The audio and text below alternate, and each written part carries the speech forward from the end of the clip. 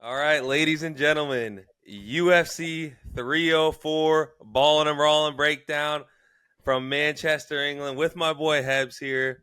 Shout out to we just hit 300 subscribers. We are on our way to Thank you, be thank the you. biggest MMA podcast in the country. We're coming for What's you, up? Ariel. We're coming for you, Joe Rogan. You know what I mean. Fuck Uh, you, Rogan. Listen, UFC 304, it's going to be a great one. A very exciting card from top to bottom. This main card is pretty stacked with some important fights. And yeah, I'm looking forward to breaking this one down, Hebs. What do you think? What's your early thoughts on this card before we get into it? Dude, I'm excited. I remember people weren't too happy when this got announced. I mean, I wasn't going crazy about it. I think it came at a time where there were a lot of, more hyped announcements coming. There was the return of McGregor, a couple other big announcements, obviously, this summer. So I think it kind of fell under the radar, and no one was shocked about it, right? For UFC 300, there was all the talk of like Leon got offered, Hamzat, Islam, I think Shavkat as well. So it was like, oh, maybe Belal isn't going to end up getting the shot. I mean, obviously that put everything to rest. And there is a lot going on in the heavyweight division, which you and I cannot go 48 hours without talking about. So we don't have to bring that back up. Again, there was some confusion as to whether Aspinall would actually end up defending his interim belt because, I mean, that's only happened a handful of times in the UFC in all kind of unique situations, as is this one. So he was very clear. He was not going to wait on the sidelines. He was going to fight. And I got nothing but respect for the guy for doing it. And he does want to take that, that loss that he has against Curtis Blaydes. I think it was inevitable for those two to dance again, and I'm very, very happy to see it. One thing I will say about this card, as a lot of the fans overseas, a lot of the fans in Manchester, very upset about the time of it. They'll be in there at like 5 a.m. Everyone falling asleep. I mean, everyone's going to fall asleep at the main event once Belal walks out, probably. But I want to ask you this. Dude, I love a nice day card. Like, I wish this was during the day. It always, no matter who's fighting, like those 12:30 main event start times, they get a little bit tough sometimes. So, I mean, I would not mind if this was during the day. What's your take on that, dude? I kind of like when it gets mixed up every so often. I remember a couple of times when they went last year, Leon versus Kamaru 3. That was during the day. I think it was Yeah, like Gaethje and late Fiziev. afternoonish. Yeah. So Yeah, I mean, I think it's like a 6 hour difference or something. I'm probably way off, but yeah, I no, like my that, dude. My take on it is a little different, although because at this time of year I'll be going into training camp next week, so I actually prefer it to be a little later, Denver time, because I'm just getting done like usually a couple fights into the main card out in Denver. So during training camp, I like the late start times, but I mean early start times when it's like off season and things like that are definitely perfect. Very excited for this main card. We got some good fights on the prelims as well, but we're going to hop right into the main card, breaking down Manel Kape versus Muhammad Mokaev. A couple of fun, interesting names and a couple of very hot prospects. Two guys who have not been in the UFC for that long, but we might be looking at a number one contender fight in this 125-pound division. I know Pantoja and Ursig fought a couple months ago. I believe Ursig and Kai Kara France. I don't know if that one's confirmed yet, but Ursig showed that he might be the best flyweight in this division. So I think a lot of people. He probably doesn't have to do all too much to get back in that title picture. These are two guys who very, very hot prospects from the moment they stepped into the UFC. Kape was a massive star overseas in Ryzen, that promotion. Fucking Mokaev is only 23 years old, dude. He's a guy, he was undefeated as an amateur. He's undefeated as a pro. Only had about 5 fights in the UFC, I believe, but two very high-level guys, as we were just talking about. The flyweights are always flying under the radar, man. I think UFC does not do a very good job at promoting them for whatever reason. I mean, they don't really do a good job promoting anyone, but so, I mean, this is a very high-level fight to kick off this main card, so I'm super excited about it. How do you see this one playing out? Yeah, dude, a very interesting fight to start the night. Like you said, both guys looked at as prospects in the division, and as far as Mokaev goes, he came in. I remember him actually fighting on the Usman Leon card when a few years back, the one in England. Yeah. And he's kind of seemed to like go through a little bit of adversity, although he's been this huge favorite in the beginning of his career against a lot of these guys. He's Not a been fat caught in, like, starter. yeah, he's been caught in some submissions and like been in some real trouble inside the octagon, but he's managed to win his fights, which I think there's something to that. And then when I look at Cape Cop, I don't know exactly how it's said, but I think Manel, I have no idea. dude, I think it's Manel Cape. But so Cape, Cape. he's got a lot of hype, and don't get me wrong, he's a great fighter. But when you look at his resume, like he hasn't beat like a who's who in the like he's beat some solid fighters, but no crazy wins or anything like that. He lost to Matthias Nicolau. He lost to Pantoja was his. He made it. He started out 0 for 2. Yeah, which hey, if they're throwing you in with Pantoja in your first fight, you're obviously they think pretty highly of you. But then we see him get into these these tusks and these shouty matches with Kai Car France and City Kickboxing at the press conferences, and it almost seems like that type of stuff has helped rise his level of fame and people getting so excited to see him fight. Like, because for a guy with his resume, it's not like everyone be like, oh my God, like this is the next, like, you know what I mean? Whatever. Yeah. But he's got this hype around him, and people are very interested to see him fight. And I'm really looking forward to this fight. It's kind of a fight I don't want to see either guy lose, because I want both of these guys to continue to climb the ranks and be at the top of this division. And I think both of them are going to be, regardless of the outcome. But the more I look at it, dude, I think I'm going to side with the underdog here, Manel Cape, who's just a little bit stronger. I think a little bit stronger, a little bit more well-rounded from what I've seen on the tape. Now, Mokaev, like we said, he might come out here and put on the performance of a lifetime. It's like that type of career with him. We haven't seen enough of Mokaev, I feel, against high-level opposition to really lean towards him. And Vegas must think something, because he is the favorite in this fight. But I mean, it's a very tight one, and I'm going to side with Manel Cape to get this victory. And I think it'll either earn him a title shot, or maybe he fights Kai Car France if Car France can get by Steve Erceg. But I think we all know Erceg's going to be a little bit too long, a little bit too sharp in that one. We'll get to that one at a later date. But what's your take on this first fight? Dude, yeah, I think a very hard fight to predict, bro. And like you said, two guys who kind of have maybe not a massive following, but a lot of hype around them. Like, they came into the UFC as kind of ready-made contenders. So calling them prospects is probably not fair. But two, like we said, this might be a number one contender fight.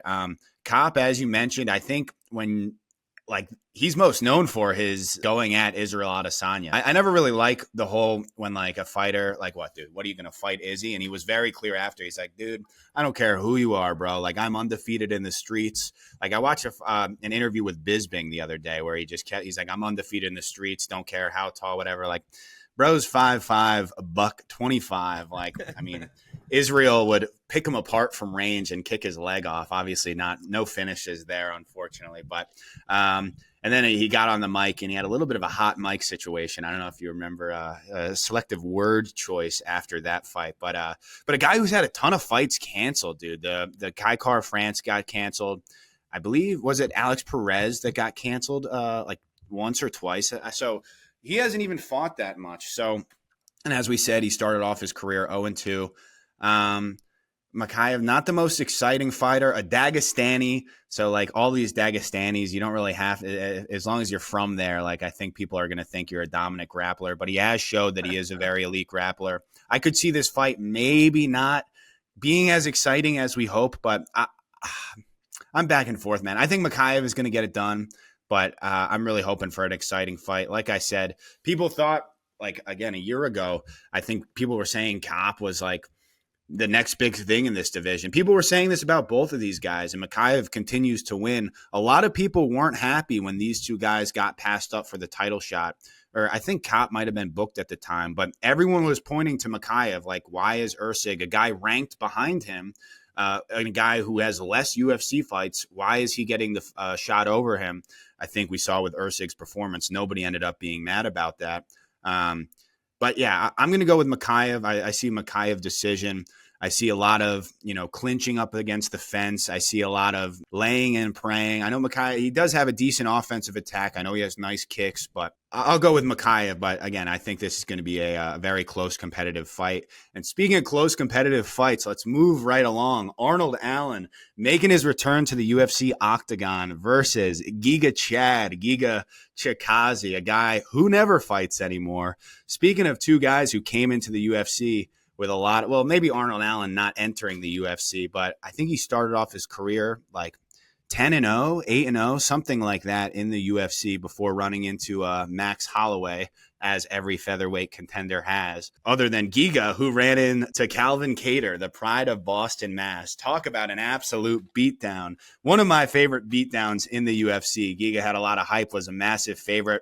Calvin Kattar was coming off, the real biggest beatdown in the UFC when fucking Max Holloway. Everyone remembers that performance. It seems Max has a lot of cool performances now that I think about it. But Giga's only fought, I think this is his second fight since then in over 2 years, which is not a good sign. Obviously, you take time off after getting your ass kicked like that. But Arnold Allen hasn't, he's been somewhat active, I guess. After the Max loss, we saw him lose to Movsar Evloev in like a very competitive fight that a lot of people say he might have won. But a kind of a boring fight, so not a robbery by any means. But how do you see this one playing out? A couple of players in this crowded, or I wouldn't say crowded, in a very bizarre time in this 145-pound division, a little bit top-heavy, but these are guys who are right in the mix. So either with a victory, or maybe not Giga, if Arnold Allen wins, he might argue for a title shot or at least a number one contender spot. So how do you see this fight playing out? Yeah, dude, like you said, both of these guys had a lot of hype. They were both on winning streaks in this division until they kind of ran into their kryptonite. Like you said, Giga, who is a predominant striker, kickboxer. He looks great on the feet, but I think he's pretty one-dimensional. He's strictly a striker and doesn't really have the strength or the base to really, we haven't really seen him in there with many wrestlers, but I just don't think he has the capabilities of stopping an elite level wrestler. We saw him run into Calvin Kattar, get absolutely pieced up, just a little too much for him. He then rebounds over a win against the karate hottie, Alex Caceres. But yeah, he comes in, he's fighting Arnold Allen, and like you said, Arnold Allen was a guy who many looked at to be the next title challenger in this division. He runs into Max Holloway, who beats everybody not named Alexander Volkanovski and Ilia Topuria. But, we see him get pieced up there, and we've since seen him. He lost to Movsar as well. Both of these guys had hype, and one guy I think is still like an elite, not an elite, but an upper echelon, legitimate talent and complete fighter, and that's Arnold Allen. I think Arnold Allen's the bigger, longer, stronger fighter in this one. I think he'll be more than capable of competing on the feet with Giga, but I think when he gets a hold of Giga, he's going to be way too strong for him, be able to manhandle him, get to takedown pretty much whenever he wants. And I'm going to roll with Arnold Allen to get a 29-28 or even 30-27 decision here and continue to climb up the ranks and hopefully, get himself in position to maybe have a number one contender fight after this. He's the guy that I'd like to see fight for the title, especially with who's at the top of that division. I think he's one of the only challengers that really stands a chance against some of these top-level elite guys. As an athlete, as a fighter, he belongs in that upper echelon in this division. What's your take on this one, Ebs? Yeah, I agree with you. I think kind of like we just mentioned in our most recent video, which you could watch somewhere, that like if Ilia beats Max, like I don't know what is next for him at 145. So like Arnold Allen has as good of an argument as anyone else, right? Like there aren't very many guys at the top of this 145-pound division that have arguments for a title shot. I think Ilia, all he does is, say he's going to go up and fight someone. He's going to Sugar Sean's coming up, something like that. So not too many guys in this 45-pound division. So I think these guys, or again, not Giga, but Arnold Allen does have an argument. And when we saw him against Max Holloway, people forget, I think Max Holloway was about a minus 140 favorite. Very, very close fight. A lot of people thought Arnold Allen was going to win that fight and continue his unbeaten streak, get a title shot. obviously runs into Max Holloway. But a very, very close fight. A lot of people had that 3-2. A lot of people had it, and then Max dropped him at the end of the fifth in a round that Arnold Allen was clearly. And Arnold Allen's best round was the fifth round.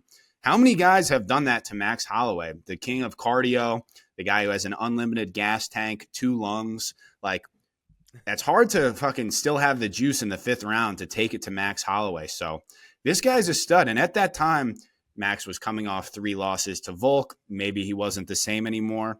And I think we've seen recently, he's still the best is blessed. He's still Max Holloway. So that aged very nice for Arnold Allen. It's weird how things change when USADA leaves the sport. Oh, my goodness, dude. That guy, bro, he's got power, dude. The pillow fist talk is over. Maybe, again, we're not conspiracy guys. We're just connecting the dots here. But I don't know. I kind of like that take, actually. We'll do some more research. But yeah, dude, I think Arnold Allen wins this fight. I like him a lot. Actually, in doing some watching some interviews building up to this fight, shout out to Arnold Allen's dad. Speaking of steroid use, holy smokes. I don't know if you've seen that guy.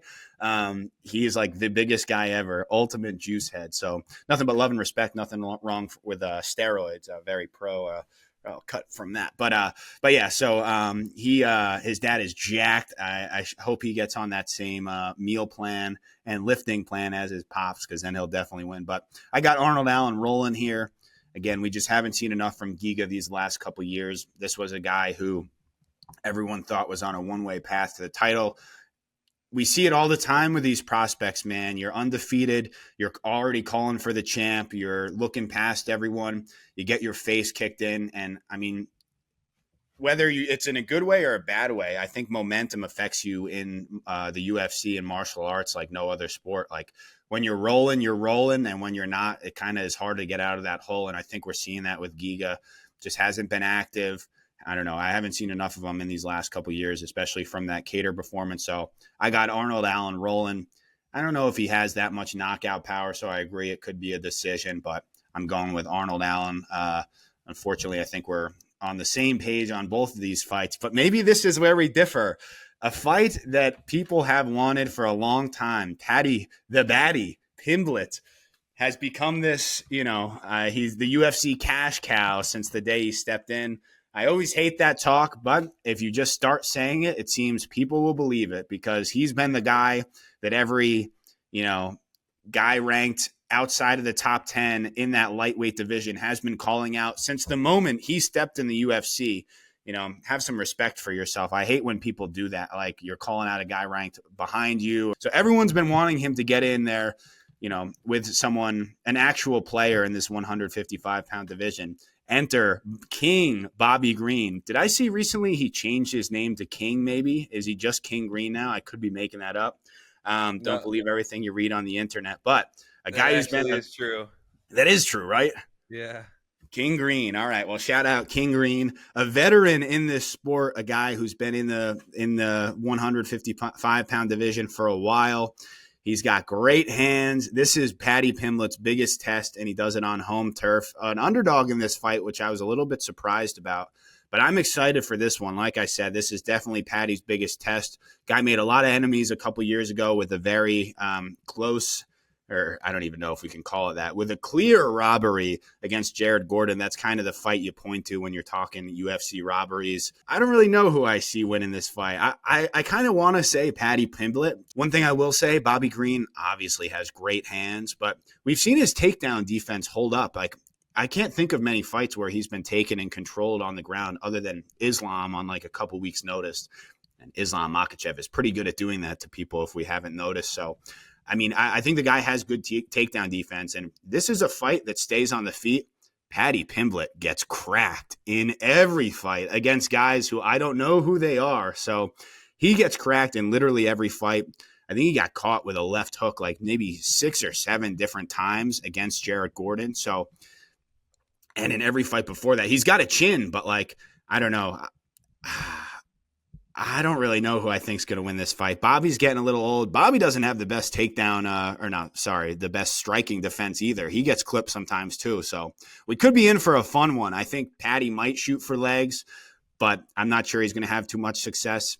I'm just going to go with Paddy Pimblett here, dude. Bobby is probably going to piece him up, but I'm picking Paddy Pimblett to win some way, somehow, in front of the hometown fans. I want to see him, maybe they're going to give him the belt like they did to Molly McCann a couple years ago. See him prancing around the octagon, doing his McGregor strut. I would like to see a Paddy Pimblett win because I think it's fun when we have guys, the characters like this doing well in the UFC. So yeah, I'm going to pick Paddy Pimblett. Talk to me. What do you see? How do you see this fight going down? Like you said, with this early fight time over in Manchester, I think the fans will be wide awake when Paddy the Baddy makes his entrance into the arena. This is a fight that's going to have the fans on their feet. It's going to be very entertaining. When this fight was first announced, I'm like, look, Bobby Green's the better fighter here. He's the better striker. This fight is probably going to be predominantly on the feet.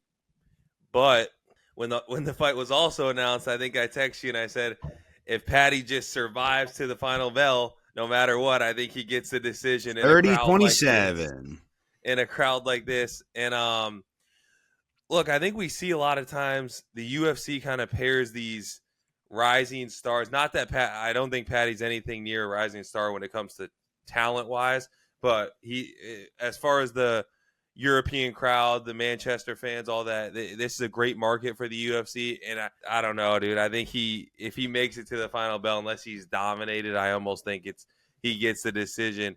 When I look at it, I'm like, okay, I feel like the UFC tends to put these guys in matchups with like the Kevin Hollands of the world and the Bobby Greens of the world that, yeah, they're solid fighters, but they fight. They don't fight like with like a game plan. They just go in there and it'll be a striking match, and you know what you're gonna get out of them. Like they might win, but that there's no threat of a takedown. Although Bobby Green's the better striker, I think Pimblett will be a little bit stronger than him, just a tad, and I think Pimblett might be able to ink in a takedown or two in this fight. Which, I mean, he gets one takedown, I'm sure the judges are going to be giving him the round in this arena. So the more I think about it, I'm not confident in the pick at all, but I'm gonna have to side with the fan favorite. I think it's just they're gonna continue to ride the train. And yeah, I think we're gonna see Paddy the Baddy ink out a 29-28 split decision victory over Bobby Green. Could be a split 29-28, 30-27 the other way, and then 29-28 for Paddy the Baddy. A Jorge Masvidal versus Al Iaquinta situation. But look, hey, a win for Paddy gets him into the top 15. Bobby's ranked 15th. The win definitely secures Paddy a top 15 spot. And again, I want to just say I am not confident in the pick. I do not think Paddy Pimblett is a good fighter. I think he's very average at best. But hey, you got to ride these trains a little bit while they're going, and he's a huge fan favorite, a huge England favorite. And shout out, speaking of the European fan base, I just want to give a quick shout out. The Open has started. Tiger Woods currently struggling, but I still respect him. Shout out Bryson DeChambeau. If you know, you know. The Open. But on to the co-main event of the evening. Wait, one thing I'd like to say, I'm going to steal. Sorry. I had one. I was just thinking while you were talking, I kind of forgot that Bobby Green fought Tony Ferguson because I was like, they do have a mutual opponent here. You remember Tony rocked Bobby Green in like the first minute of the fight? Like, yeah, I don't know. And then he obviously ended up there was a really, really bad eye poke. I am a Tony fan, but like, I'm not going to pretend like he was going to be able to keep it up. He looked about as bad as a guy in the UFC can look against Paddy Pimblett. Paddy took care of business. Still couldn't finish him, by the way. But dude, he got rocked. Like, these are two guys who are just going to have their hands down and fucking eat shots and just see what happens. So very exciting fight. But yeah, no striking defense. We love it. Sorry to, there you go. Talk to me about the co-main event. Like you say, though, Paddy, like, although I don't think Paddy's good, he does possess some, like, explosive power. Like, he's a strong guy. You know what I mean? Yeah. He has a chance to go out there and hurt Bobby. I mean, we'll see. But it's just, yeah, I'm excited for the fight. I think it's going to be an entertaining fight regardless of how it pans out. Yeah, I don't even remember who he fought in his debut, but he got, like, rocked a minute into that fight, like, caught clean. And he ate it. So he definitely has a chin on, and then he ended up finishing the guy. He does – His chin's straight up in the air, and every time he throws a punch. Yeah, it's not good. But Tony couldn't catch him, and if El Kakui doesn't catch you, I don't know where I'm going. I don't think Tony can catch about anybody at this stage of his career. Yeah. But on there you go. To the co-main event of the evening and a number one contender fight in the heavyweight division. What are you talking about? We have the number one contender at heavyweight, Tom. I'm on a 2-fight win streak. Let's go crazy, Aspinall, taking on the number 4 guy, a guy that was just brutally KO'd by a bum in Sergey Pavlovich. He stops one-dimensional Almeida, who was a former 205-pounder. He stops him via elbows to the back of the head as if the guy's never fought before and just doesn't know to move his head. We have a huge one here, folks. And Mr. Aspinall coming in as a huge favorite, almost a 4-1 favorite in this one, in a fight that he should favor him. What is your take on this number one contender fight at the heavyweight division, Hebs? So I would say it's a chance to get to fight John Jones, but I'm starting to believe that the UFC is going to make the biggest fight of the year in John Jones versus Alex Poatam-Haeda if John gets by Stipe in November. Yeah, well, I don't think I got a lot to unpack here. First of all, I know you're a guy who loves the rankings. You got very upset at me. You kept using a couple of weeks ago. You kept saying, "Wait, is that what it says on like UFC.com? Is that what it says on UFC?" So to be clear, does it say is Tom Aspinall the number one contender? Yes, he is. Okay, sorry. I think we're looking at a different thing here, so I must be wrong. But doesn't matter, right? Because and also, what are you talking about? You think Pereira? What is that thing on his shoulder, dude? What does it say above his head? I can't get it to load in, but it says. Yeah, what does it say on his shoulder? On his shoulder, it's some tattoo. I don't know what the other one, dude. He has cool tattoos, dude. Oh, he's got tattoos on. He has tattoos on both. I can't seem to see. Yeah, why can't you see the other one? What's covering it? Oh, wait. Oh, it's the thing that John Jones has about 30 of in his house from all his defenses in his career. Crack? Oh. Yeah, nice. Well, so you admit that he has one too. I don't know. Actually, my bad. John doesn't have any of those. That's an interim title. John has real championship. Nice. Let's double back. We'll cut that out. It's all right. No worries. Do not cut that out, bro. That's good stuff. Don't cut that out. Definitely cut it out. No, dude. So another thing. I mean, if you think Pereira versus Jones is happening, I mean, that's obviously not happening. But what is happening is the real heavyweight title, the champion of the world, Tom Aspinall, the baddest man on the planet, the Englishman in New York. He's headed back home to fight in front of his hometown fans. I'm very excited for my guy, Tom Aspinall. Obviously been showing him a lot of love recently. Big fan of his, but he fights Curtis Blaydes, the one L on his resume, I believe, right? And that's, you're happy to see these guys dance again, as I said earlier. Like, anytime you lose in that fashion, especially at the way beginning of a fight, right? It's different if you get an injury in like the second or third round, which ends it. You never want to see one of these fights end on an injury like that. But 15 seconds into the fight, like the second exchange, a very tough way to go out. Since that fight, we've seen the rise of Tom Aspinall, right? He was a very, very hot prospect in that division. He looked like, the new age heavyweight, right? Like a more athletic build, a guy who probably should be playing defensive end if he was born in the States. Very, very fast, moves like a middleweight, kind of him and Cyril Gane and low-key Chris Dawkins. We're going to forget about him. But these guys were all coming up at the same time, much faster, not these big, blobby, disgusting heavyweights that you usually see. Again, a guy who's really lived up to the hype. I remember him as Darren Till's sparring partner. That's how I remember hearing about this guy when Darren Till was on top of the world. They said they got this young up-and-coming heavyweight who's very fast. He's very well-rounded, moves like a middleweight. I remember seeing them spar. Crazy how the different directions those guys have got. Darren Till's like calling out Jake Paul now and getting no response, and this guy is the heavyweight champion of the UFC. So pretty big difference there. He's going against Curtis Blaydes, a guy I didn't watch the whole. I was kind of streaming the Almeida fight on my phone. I was at a wedding and I wasn't really exactly focused there. Actually, shout out to a friend of the program, Luke Petitbon. I think it was on his phone, or Thomas Grippo. A couple shout outs there, but I wasn't exactly paying attention. Dude, Almeida took him down 7 times in a round and a half. Like, if Blaydes is this, what's the path to victory here for Curtis Blaydes? It's everyone says, right? He's going to try to take him down. I don't think that's going to be able to happen. Tom Aspinall is a great wrestler. We haven't seen it all too much. I mean, actually, that's not true. We've seen him wrestle plenty in the UFC. He has put some people away with his hands recently, but I don't think Blaydes is just going to be able to take this guy down. And on the feet, I think a lot's changed in the last 2 years since the last time these guys have fought. Tom Aspinall seems as confident as ever. I mean, I couldn't be more excited for this guy, man. And we've seen Blaydes also a guy who's fallen in love with his hands, the dominant wrestler in the heavyweight division forever. And some of his more recent fights, speaking of Chris Daukaus, sorry, you're going to get hate. Remember when he just stood and trade with Chris Daukaus? He put him away.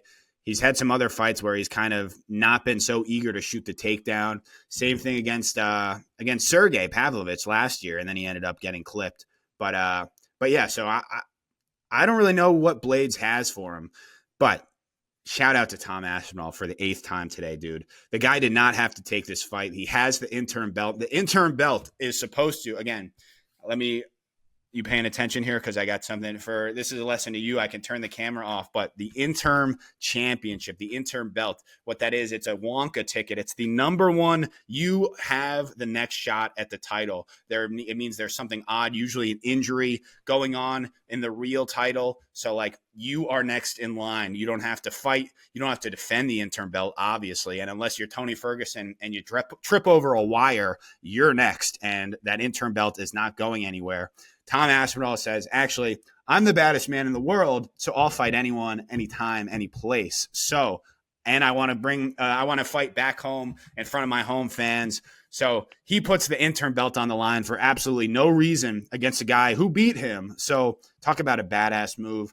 That's what you do. That's what champions do. They don't go running. They don't go hiding under the UFC octagon for 8 hours when you're trying to avoid a piss test. They don't do who knows what else. And again, regardless of what goes on with the actual belt, I think either of those guys are probably going to retire. And I could see that happening. So this could be, I know we're going to go back and forth about how legit this title is, but it very well could be for the real belt. Because even if it says interim for the next couple months, if John Jones wins and he retires, the interim champ just gets elevated to the real champ. So like this could very well be for the real belt. It is for the real belt, obviously, to my real people, but explaining to you, this might actually, they might not have to, go actually fight John Jones for the real belt.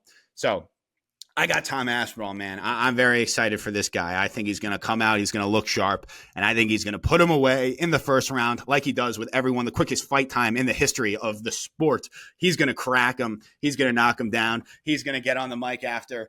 And he's probably not going to do the best job, but he's going to call out John Jones. Where are you at, John Jones? I can't wait for the John Jones exchange on Twitter. Dude, I am jacked up for this fight, man. I am excited. How do you see? I feel like you're just going to pick Blaydes for some reason, but talk to me. What do you see going on in this fight?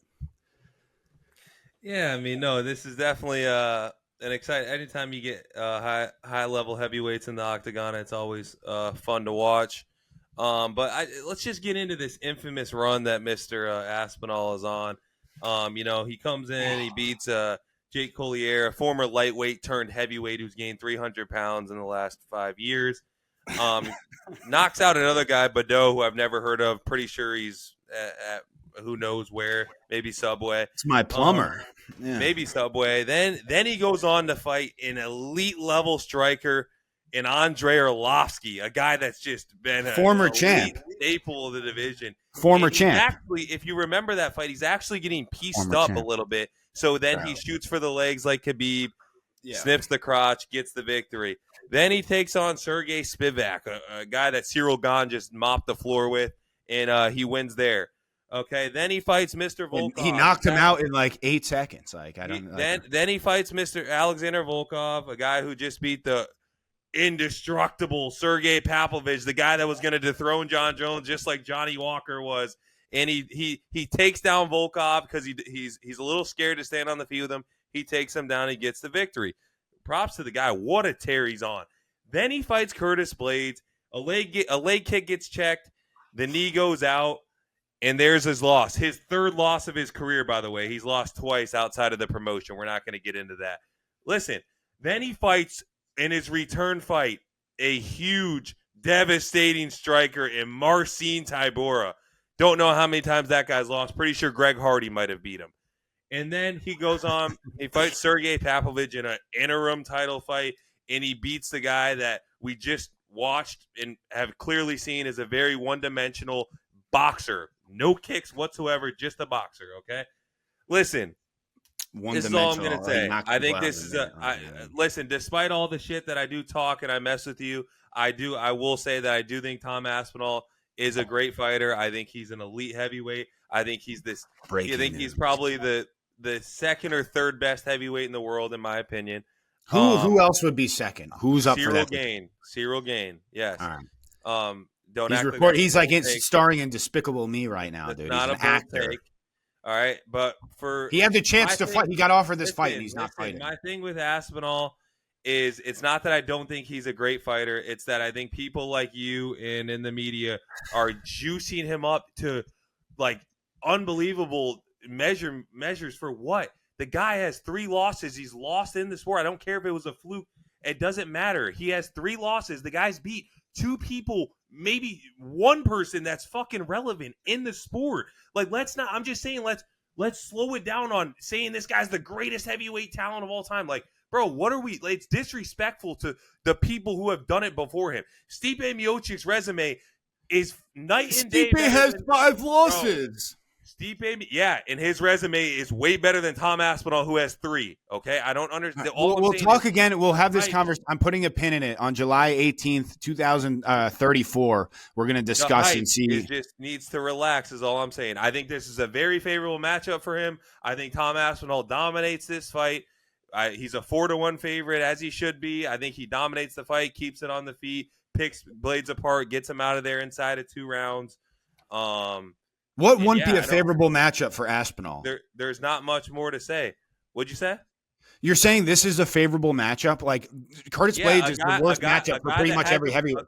A guy in Curtis Blaydes who hasn't looked good in 3 years in the sport. Don't say he looked good because you half-watched his last fight and he elbowed a guy that was taking him down 8 times. I didn't say. I literally said how he looked bad. A guy that hasn't looked good in 3 years. A guy that is a legitimate wait, John Jones? A guy that's a legitimate wrestler, and all he does is stand and strike with strikers. I don't think that's going to end well for the guy. And I think that wasn't Aspinall cruise to a nice win here. You'll get on the podcast and say that he's the greatest heavybeweight we've ever seen. Probably. And we'll move forward. No, but I had a question. So you said this is a very favorable matchup. My question was, what would be a nightmare matchup for Tom Aspinall? A guy that can match his ass. I'm not saying there's a nightmare matchup for him. I'm saying that there's other matchups that don't favor him as much as this one. Cyril Gane, John Jones, even Stipe Miocic. All 3 of those are much tougher matchups than a guy like Curtis Blaydes, who's a legitimate wrestler with no striking. He mixes in his striking. He knocks out fucking Chris Dawkins. All right. And then he goes in and fights these strikers, and he stands and trades with them at heavyweight, and he gets KO'd. We've seen it time and time again. I think we'll see it again in this one. But like I said, I'm not sitting here telling you that I don't think Tom Aspinall is a great fighter. I think he's an elite level fighter. I just the hype that you and others build around him when he's literally building his own hype, dude. Nate. So who's his best win? Take Volkov out. Who's his best win? I'm asking. I'm not trying to talk shit. Who's his best win? Probably Sergey Pavlovich. Like, he hasn't been so, but like, he hasn't been in the UFC that long. He's like 31 or 32, and he's been very vocal that he wants to fight for a while. He feels like he just reached his athletic prime. He missed like a year with a devastating knee injury. Like, I'm not talking about his resume. Like, it's just, I know I have these glasses on, but I have very good eyesight, and I can see how talented the guy is. So yeah, when you go out and knock out Sergey Pavlovich on 2 weeks notice in a minute, that's very impressive. So you're going to point to Volkov after the fact, jabbing his face off for 15 minutes. He has the fastest fight time in the history, the fastest average fight time in the history of the UFC. I'm not saying he's fighting these dogs. I'm not saying that. I've never said that. But he clearly is very talented. That's why he's finishing all these guys. So Hebs, he's a heavyweight fighter. Of course, he's going to have the Wait, fastest what? fight time. Like heavyweights are going to have more of the How do you fastest fight spell time. heavyweight? All right. Well, okay. Well, take back. I didn't know he was a heavyweight, so that takes back everything I said. I don't know what that means, dude. He just goes out and he finishes everyone in a minute or two. He could be fighting me, and like that. That's still impressive. I mean, it'd be really impressive actually. But I don't like. Like he's just gonna keep winning. You're using a statistic of him having the fastest fight time as if that means something. He's a heavyweight. Do you not understand that heavyweights? Go look. I can guarantee you, heavyweights have the most knockouts in the history of the sport. The fastest, like, bro, it's obvious. They're 100, 200 pounds heavier than these guys. There's obviously going to be more knockouts and more finishes at that division. Okay, well, he's done it better than any heavyweight in the history. Oh, but you just said then. he's only fought how many times in the UFC, but now you're trying to use that he has the quickest fight time. He's fought 6 times in the sport, like in the company. So okay, well, that's how it works. Then you can compare him for anyone else. He's fought more than that, but you can compare him to anyone else's 6 fights. Like, and after Saturday, he'll have 7, and then we'll have a little bit incorrect. more. We could just go to we could just go to the newest debut guy and whoever got a knockout in their first fight, and they have the quickest fight time. We could just pull that card. Yeah, we could. That's fine with me, dude. I mean, there's a reason why John Jones doesn't want to fight him. So I don't know what. I mean, you're just discredit. You're like, oh, I will admit that he's very good. Well, like, thank you, dude. You could admit it, or you could just watch him fight. Either of those two would be great for his resume. So he's going to go out and he's going to beat another guy who's been in the top 5 of this division forever. He's probably going to make it look very easy because he's the same guy. Yeah, the guy that Derek Lewis beat as well. Yeah, an elite heavyweight. Yep. All right, heavyweight's the worst. On to the main event of the evening in the welterweight division. Leon Rocky Edwards coming off of a dominant performance over Kobe Chaos Covington, back-to-back wins over Kamaru Usman, who's the second best welterweight of all time. He's the best. Takes on the most boring fighter in the history of the division, Belal. Put you to sleep, Muhammad. In a fight that has been talked about for quite some time now, finally gets made in Manchester in front of the hometown crowd for Leon once again. Hebs, how do you see this welterweight title matchup playing out? Yeah, so this is kind of more what I meant with like how this seemed like an underwhelming card at first. Like, I think all those matchups that we mentioned earlier that were like, it seemed like it was Belal's shot. That was like what they were doing. And then when they needed someone to step in on short notice for 300 or somewhat short notice, they offered him multiple people. So like, because obviously Belal wasn't a big enough name to headline like UFC 300, like a massive card. So yeah, obviously I think people would be more intrigued in Leon versus Shavkat, Leon versus Islam, or Leon versus what's the other one he got offered? I don't remember. But those all were like, huh? Did you say Hamzat? Hamzat, yeah. So all those I think would sell way better. They'd be more intrigued. Like fans would be more hyped up about. I mean, dude, I've seen no promotion for this fight. I keep forgetting it's happening, bro. Like UFC is so bizarre in the way they market these guys, the way they promote fights. Like it really makes no sense to me. Like I haven't seen any, like these are, I mean, Leon's a top 3, 4, 5 pound for pound guy. You got Tom Aspinall, who's begging to fight, the best fighter ever. Like if he wins, that could line up. So like this fight should be promoted more. And if you're outside of the US, like, I don't know, whatever. But we could talk about that all day, I'm sure. But two guys who fought, or in both these headliner and co-headliner, we've seen 2 rematches, but 2 fights that ended in very underwhelming fashion. Leon Edwards, when he was in that weird, he was a top fighter. No one really wanted to fight him. All these pullouts, injuries, kind of had the worst luck in the world. Obviously, he ended up being the luckiest guy in the world with the luckiest knockout ever. But again, some stories for different times here. Belal Muhammad stepped in on short notice during COVID to fight him. Leon came out, maybe looked the best or at least most aggressive we've ever seen him. People talk about how bad Belal has to be for Leon Edwards to be active at all, because he's a very boring kind of just like pick and poke fighter. We saw him come out in the first round, the most aggressive we've ever seen him. We saw him look awesome. He wobbled Belal. He looked unbelievable in that fight.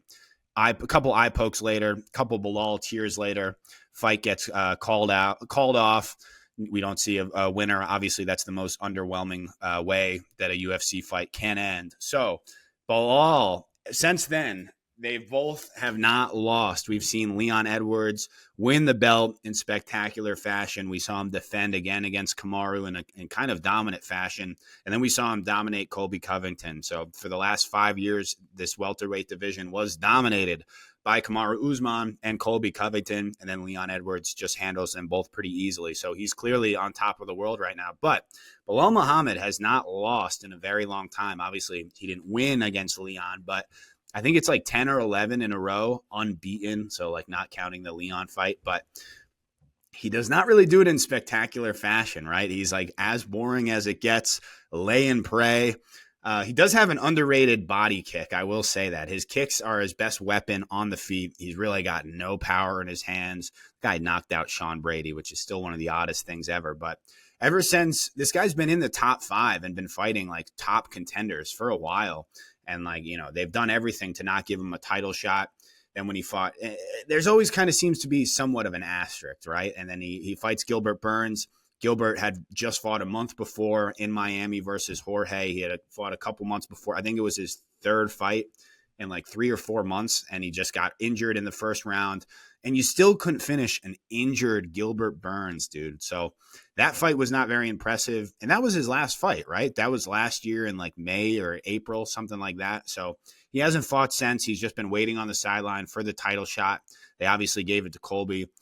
This guy's been getting more and more hate and kind of deserve. I don't know if I think he's leaning into it at least a little bit, but like, I don't know. Guy does not have very much charisma. He does have a big nose, and he is jacked, dude. This guy is jacked. I think, speaking of the post-USADA era, I mean, this guy is fucking juiced to the gills, bro. He is massive. So who knows what he's on? And speaking of physiques, this is getting a little weird here, but Leon, a battle of some very good physiques. I can leave it at that. I'm getting a little excited, but I don't know. Leon's way more talented, bro. Like, I don't really see anything that Belal has for him on the feet. And, like, Belal, as good of a wrestler as he is, and I'm not hating on him. The guy's got great wrestling. But, like, we don't see him. There's no threat of submission. Has he subbed anyone, dude? Like, not on this win streak. He knocked out Sean Brady in, like, a weird way. But, like, guy has no power in his hands. He's not really he doesn't give you any problems on the feet, and there isn't really any threat of submission. He's not like vicious ground and pound. He's a lay and pray guy. So like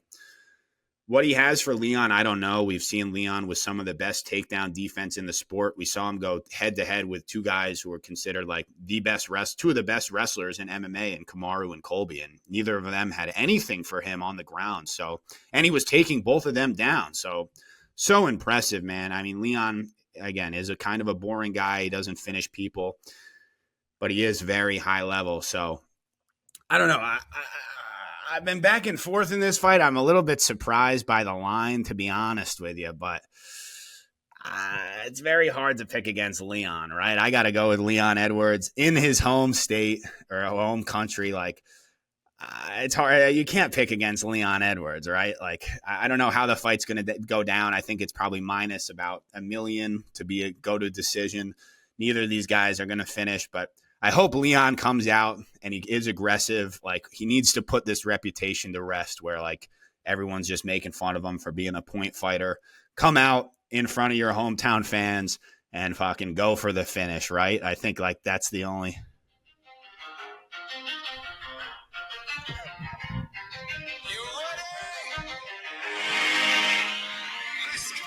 Belal Muhammad, I faked you out once again. Remember the name, the biggest star in the welterweight division. The guy's going to get it done. How could he not finish this story, man? He's been calling out Leon for the last couple of years since the last time they fought.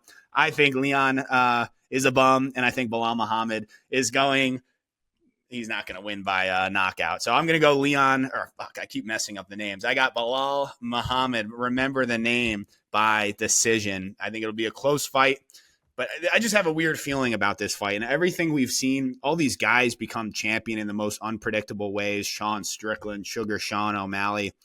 Why not? Belal Muhammad, he looks like the guy from Sausage Party, that big meme. He looks like a tortilla from Sausage Party. I'm a little bit all over the place. I'm sorry, but I got Belal Muhammad finishing the story. Remember the name, riding off into the sunset. Belal Muhammad wins. Who do you have? Yeah, man. Like you said, it's not the most exciting matchup. It's not like a Pereira versus Prochazka where someone's getting KO'd type of matchup, but it is a high level fight in this division. And although it might not be the most entertaining, I think this is one that is a true, it's going to be who can execute their game plan and fight their fight come fight night. And you talk about Leon Edwards, a guy that is on arguably the best run in the sport right now. He had I can't tell you the last time he lost. I think it was to Kamaru. 2000 like 15 or something like that. Yeah, a long time ago. He's on a really great run, and it's fighters like this that I think deserve to be very high up in the pound for pound rankings. Like although Alex is on this special run, I just don't see how Alex Pereira should be ranked higher than a guy like Leon Edwards on the pound for pound rankings. And he finishes fight.